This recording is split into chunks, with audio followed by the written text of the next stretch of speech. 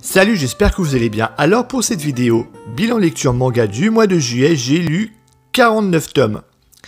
Alors avant de commencer la vidéo, je tenais à répondre à une question qu'on m'a posée sur ma dernière vidéo, donc de savoir comment je faisais pour lire autant de mangas en un mois. Alors la réponse est très simple, je regarde très peu la télévision.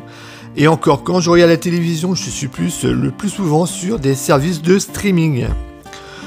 Et même en même temps, voilà, je lis beaucoup en même temps. Et aussi parce que je profite, dès que j'ai un moment de calme dans ma journée, je vais prendre un manga et je vais lire. Que ce soit même 10 minutes, un quart d'heure, ça permet d'avancer dans mes lectures. Donc on va commencer tout de suite.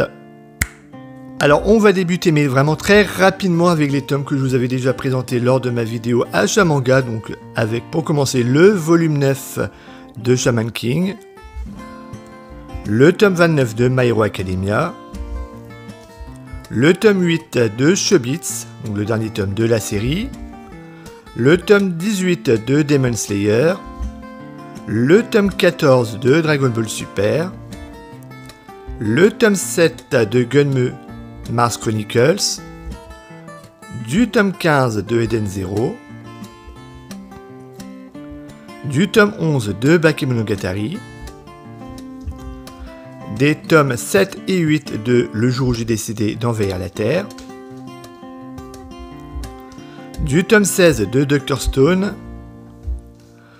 et du tome 14 et dernier tome de la série de Platinum End. Alors rien que sur cette partie-là, ça fait déjà 13 tomes.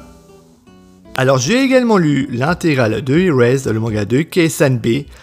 Alors franchement, j'ai énormément apprécié la lecture de ce manga parce que après avoir vu l'animé, j'aurais été un peu déçu que le manga soit complètement identique à l'animé. Et c'est pratiquement le cas puisque c'est seulement sur sa dernière partie que l'animé a pris ses libertés.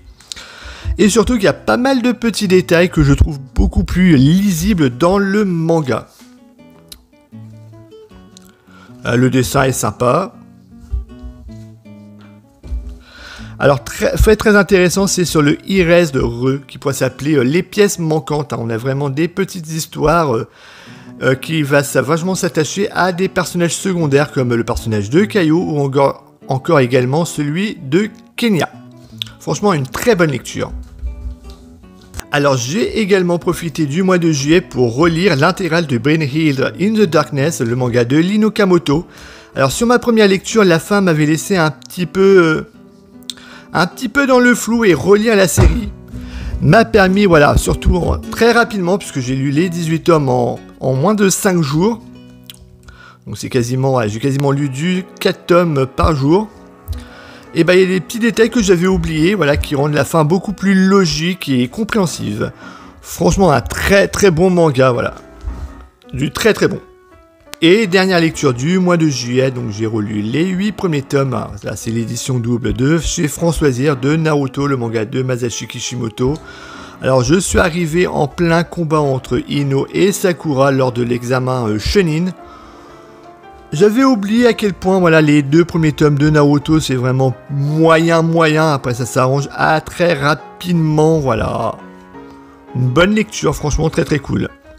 Alors surtout que mon objectif pour le mois d'août, puisqu'il n'y a aucune sortie manga jusqu'au 18 août, d'essayer d'arriver au 18 août en ayant terminé les 72 tomes de la série. Et je suis sur un très bon rythme de lecture ces temps-ci. De toute façon, je suis en vacances. Donc je vais en profiter pour lire l'intégrale de Naruto pour le mois d'août. Donc voilà, cette vidéo est terminée. J'espère qu'elle vous aura plu et moi je vous dis à la prochaine. Ciao!